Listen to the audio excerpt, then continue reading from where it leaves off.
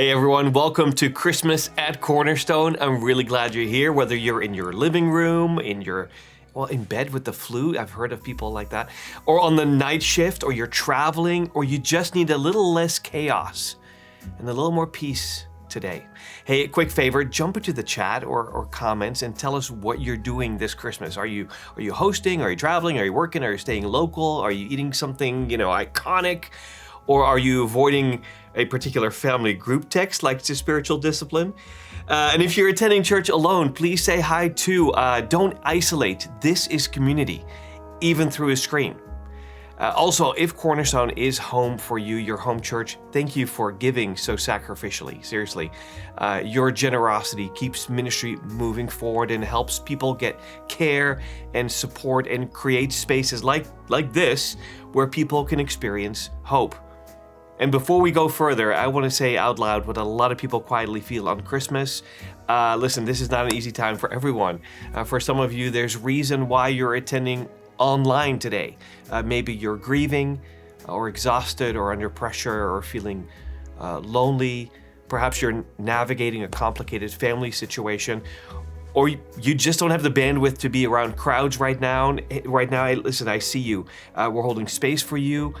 We love you, and you belong with us.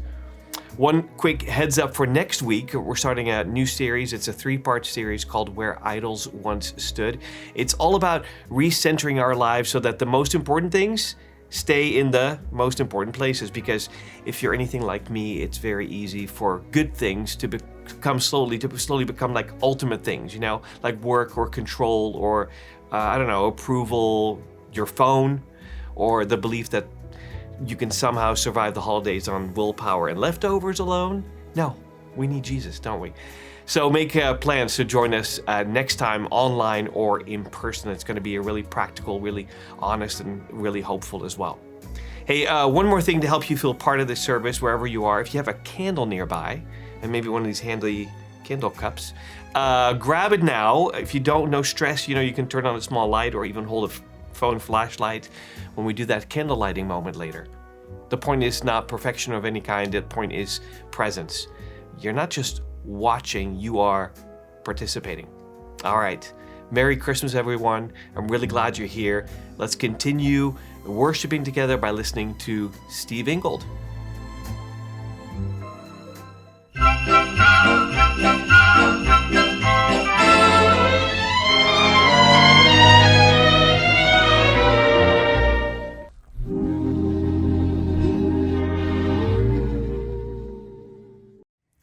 Merry Christmas, everyone. I'm so glad you're here today as we wrap up our Advent series called Past, Present, Future, where so far, through a fun connection to the classic story, A Christmas Carol, we've discussed the past promises of God, the present presence of Jesus, and today we'll turn our attention to future hope.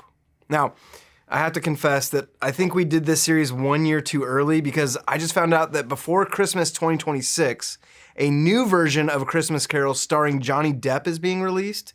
We should have waited for Jack Sparrow to play Ebenezer Scrooge to do this series. That's on me, I apologize. Which, by the way, there are hundreds of different versions of this story. I shared previously that I grew up on the Mickey Mouse version, and a lot of you had some very strong opinions about the Muppets version. There's also the version where Bill Murray is Scrooge, but he's also not Scrooge. There are just so many different tellings of this Christmas classic. And I get it. What more could you want from a Christmas story? There's a mean dude whose life gets completely changed for the better, a family that is struggling that gets cared for, and there's ghosts, 4 different ghosts. Did you know that A Christmas Carol actually inspired the movie Ghostbusters? No? Well, that's because it's not true. I just made that up to make sure you're paying attention still.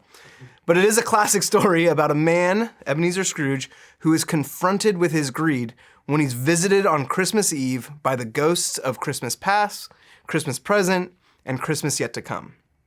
And maybe it's not everyone's favorite story, but it is powerful nonetheless. And it carries even more meaning when you recognize why Charles Dickens wrote it. You see, Dickens was a bit of an activist. He wasn't attempting to write a cute holiday tale. He was trying to wake people up. He wanted a society that had grown numb to suffering to notice the people right in front of them again.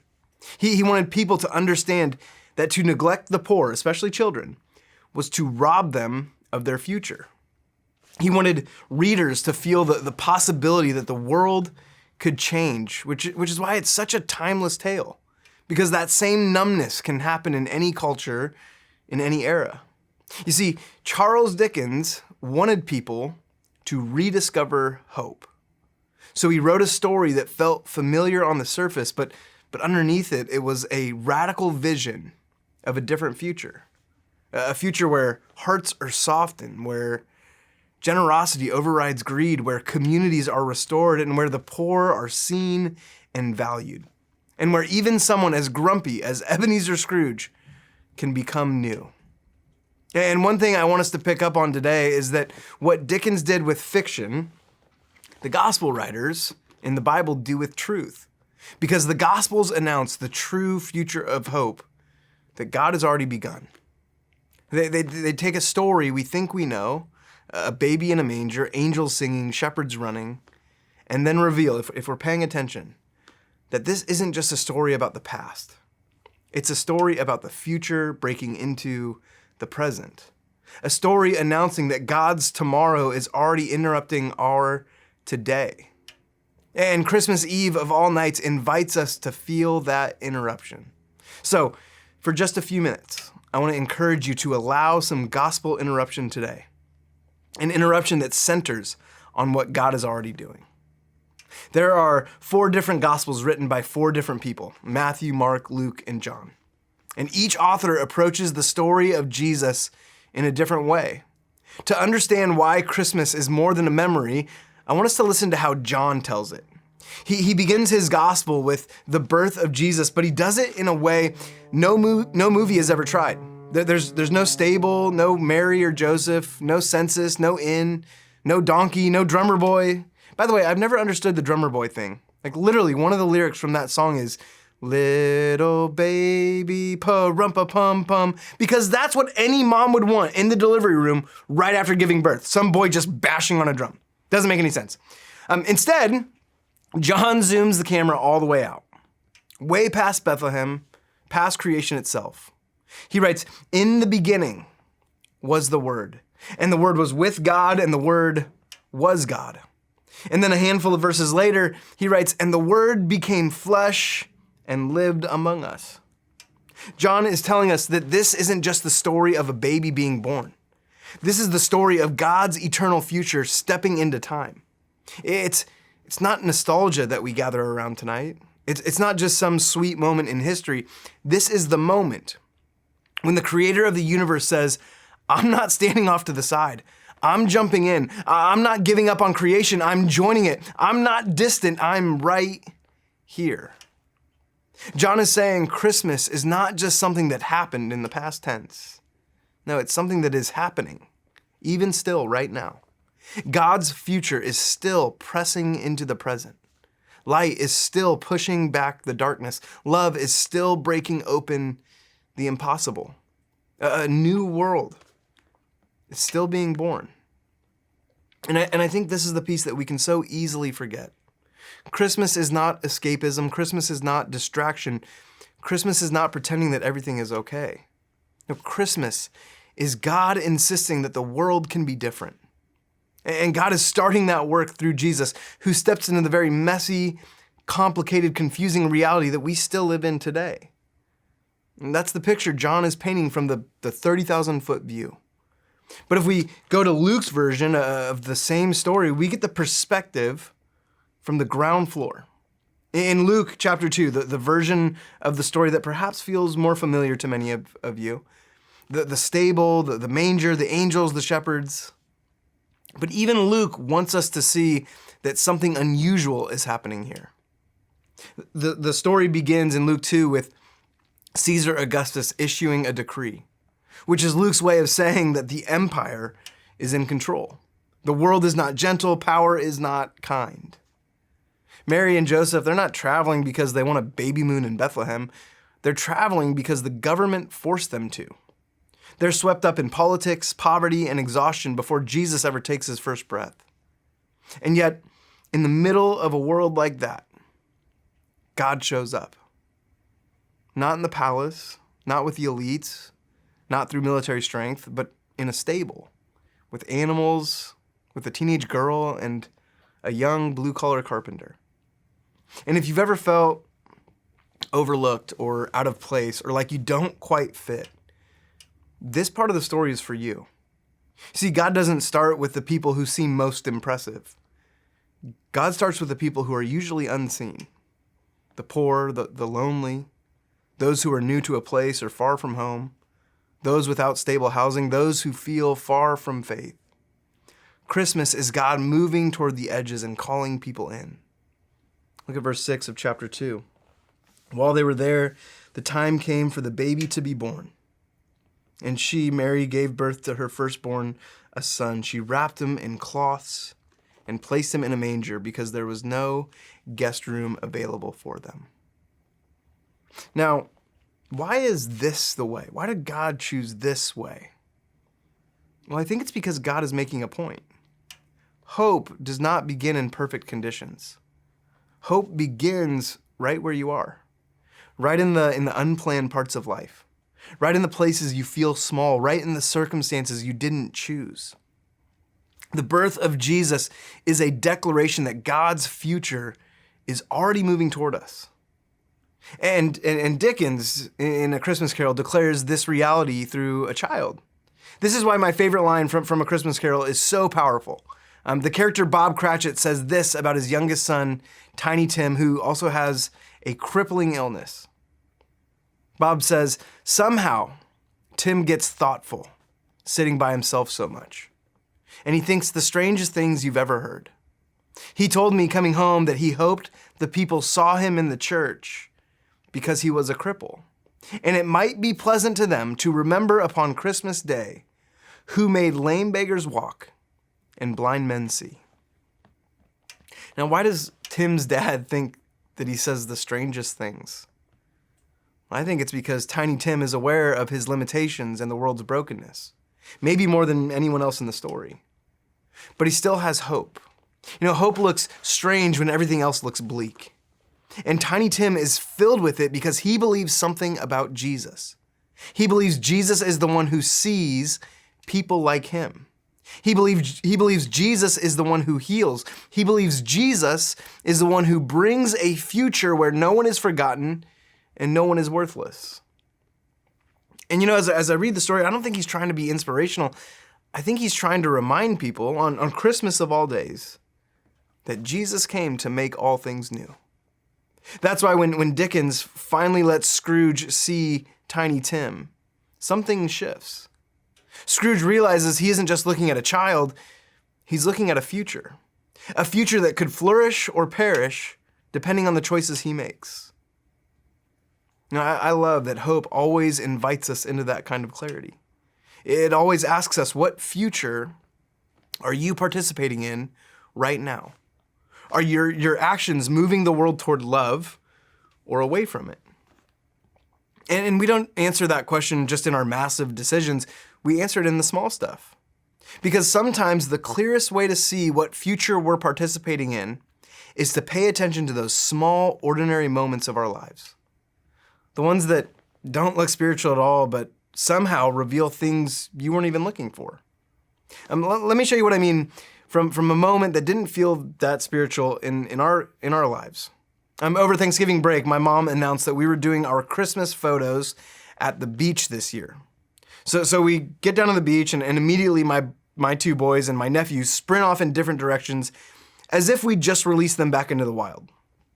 Before the photographer could even introduce herself, the boys and Amanda were already building a sandcastle, so sand was covering every part of them, and within minutes, the castle got boring and the two little boys were suddenly soaked in salt water, even though we had said at least 10 times, do not go near the water. The photographer was a saint. She was patiently doing her best to capture calm amid the chaos. My mom was shouting instructions that the wind kept stealing and no one could hear. My dad can't hear a thing anyway, so he was just staring up at the clouds. Jericho was hungry. Zacchaeus was miserable because his clothes were soaked, his fault. And at one point, I looked around at the absolute pandemonium and thought, this is a disaster. We're not gonna get one usable photo and my mom is gonna make us redo this entire thing. But a few days later, the pictures came back, and you know what? They looked incredible. Like freakishly good considering what was happening behind the scenes. I mean, everyone looked calm and coordinated. Amanda looked stunning as always, but the destructive force that is Zacchaeus looked angelic. Jericho, the teenager, looked happy. I think I even looked a little thinner, like the photographer had performed some Christmas miracles. And as I stared at those photos, I remembered a line I had read somewhere before. It said, God comes to us disguised as our life. Which, when you think about it, is exactly what happened in Bethlehem. And precisely what I realized on that chaotic, sandy, windblown afternoon. That was our life. Messy, unpredictable, uncooperative, and yet somehow full of beauty that we didn't even realize we were living. See, hope wasn't hiding in the perfect poses. Hope was hiding right in the middle of the madness. God with us. And honestly, that's Christmas. We look at the chaos of our world, our families, our friendships, our schedules, our hearts, and we think, there is no way this can all come together. But God looks at that same world, the same mess, the same chaos, and says, I'm not done. Watch what I can do. Christmas is God stepping into the sand and wind and noise of our real lives. Not the filtered and staged version of our lives, but the actual ones. Because that's where hope is born. And that's what I mean when I say that God's tomorrow is already interrupting today. You know, hope is one of those words we throw around a lot in December. Like, I hope the flight isn't delayed. I hope my next paycheck stretches. I hope the kids sleep past 6.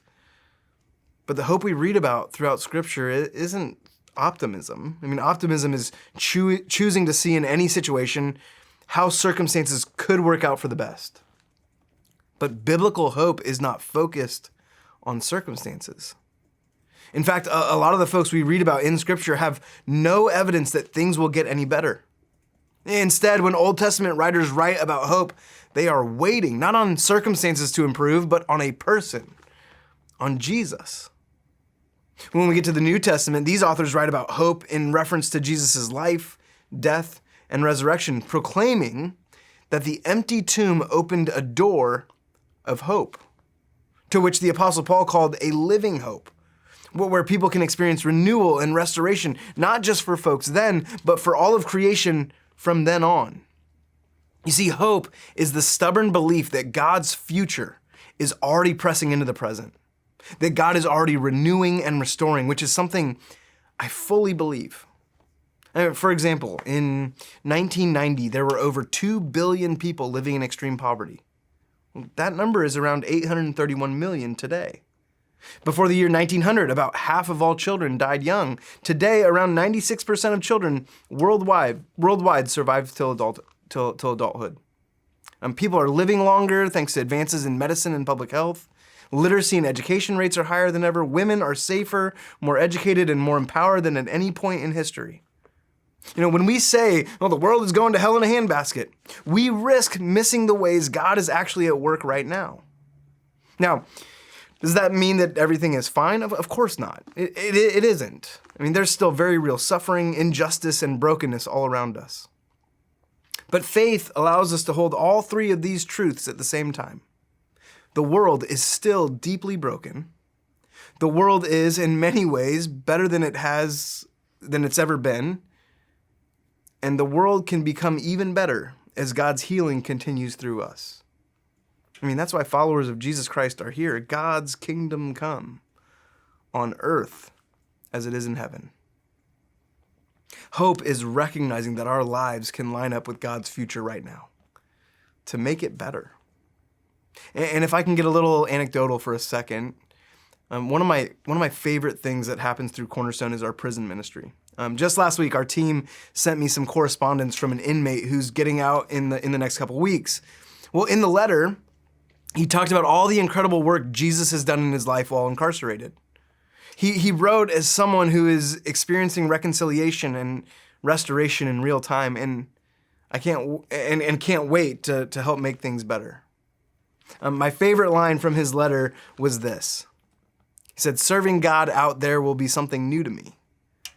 But it is going to be Jesus shining in me, through me, and all around me. You see, hope is not a feeling we wait for. Hope is a way of living. Hope is choosing to act as if light is stronger than darkness, that love is stronger than hate, even when the news cycle says otherwise. Hope is choosing generosity in a world that keeps telling you to hold tighter, that there's not enough. Hope is choosing forgiveness even when the wounds are real. Hope is choosing community when, frankly, isolation can feel safer. Hope is choosing to show up, to care, to give, to repair, to imagine, because we believe God is still at work reshaping the world. Hope is not escape, hope is participation. It is the belief that God is already moving history toward restoration. And we get to move our lives in that same direction. And that's what I believe Christmas Eve calls us to. Because when we see the world through Christmas eyes, through the lens of God's future breaking into the present, we begin to ask different questions. Instead of, what do I want out of life? We start asking, what kind of future is God calling me to participate in right now? Instead of, what do I need to protect? We start asking, well, what can I give? What can I release or restore or repair or rebuild? Or the way we say it around Cornerstone, in any situation we find ourselves, we ask, what does love require of me? Christmas invites us to be people who embody hope, who live in such a way that others get a glimpse of the future God is creating. Are we living as though God really is present right here, right now, in the mess and the beauty of our lives? Look, you don't need to have it all figured out. You don't need to have all the answers. You just need the willingness to say, if God's future is breaking in, then I want to be part of it. Which brings us to many of our favorite part of Christmas Eve, and not just because I'm almost done talking. In a few seconds, we're gonna dim the lights and light our candles, and every year I'm reminded of a simple truth: darkness fills an entire room until a single light appears. In John 1, verse 5, we read that the light shines in the darkness, and the darkness has not overcome it. See, in this text, John doesn't deny darkness. He just says darkness doesn't win. When we light candles on Christmas Eve, we are remembering that one small flame can push back a whole room of darkness. Just like every act of love matters, every step toward justice matters, every moment of compassion matters, every choice to hope matters, because the future that God is building, it's already underway. And we get the incredible opportunity to help God build it. So, as we light our candles, may you remember that you are part of this story. May your light remind the world of the one who made lame beggars walk and blind men see, the one who heals, restores, and brings peace. Remember, Christmas is not escape, it is God with us making all things new. So, Merry Christmas, Cornerstone, and as Tiny Tim would say, God bless us, everyone. Let's carefully light our candles in whatever space you find yourself in today, with others or on your own. Lift your voice and let's sing together across the miles and across the time zones, joining our hearts and spirits here in this space. I love you all so much. Oh, holy night, the stars are brightly shining.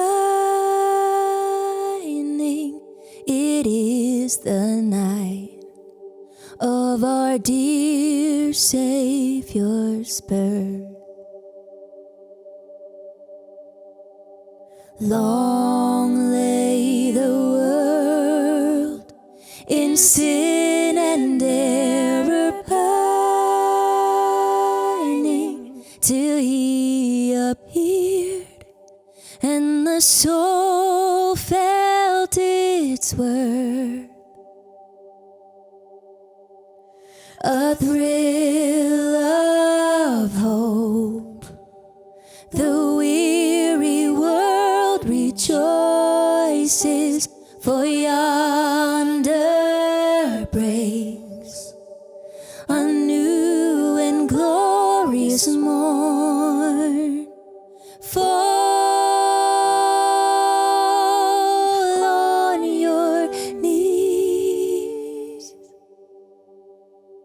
Oh, hear the angel voices on high, divine, all night. When Christ was born, truly he taught us to love one another. His law is love, and his gospel is peace. Chains shall he break, for the slave is our brother, and in his name all oppression shall cease. Sweet hymns of joy in grateful chorus raise we, let all within us praise his holy name. Christ is the Lord. Oh, praise his name forever. His power and glory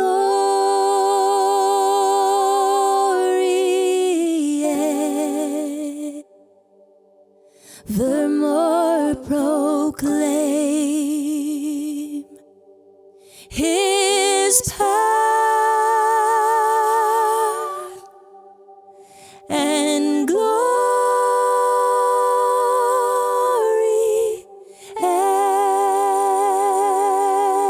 evermore proclaim.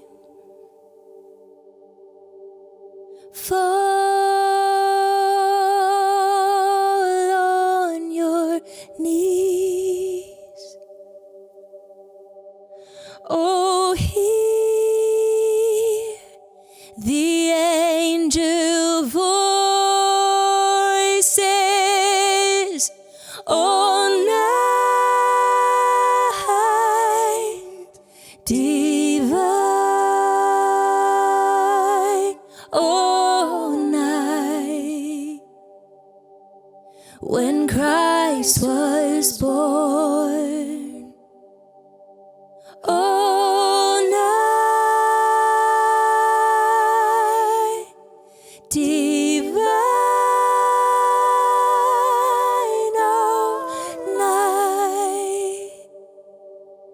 all night, divine.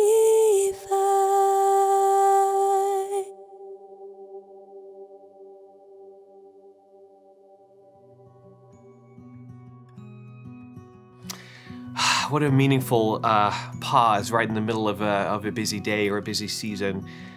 I especially love the reminder that Christmas is not escape or nostalgia. It's God stepping into the mess of real life, and that hope is God's future already, pressing into the present, inviting us right now to live it out. So as we leave this space and step back, I'm gonna blow out my candle. We step back into real life. Here's a challenge, or maybe an invitation, to don't leave the light behind. Throughout this week, just look around, notice where darkness feels heavy, or pay attention to the places that feel overlooked or strained or stuck.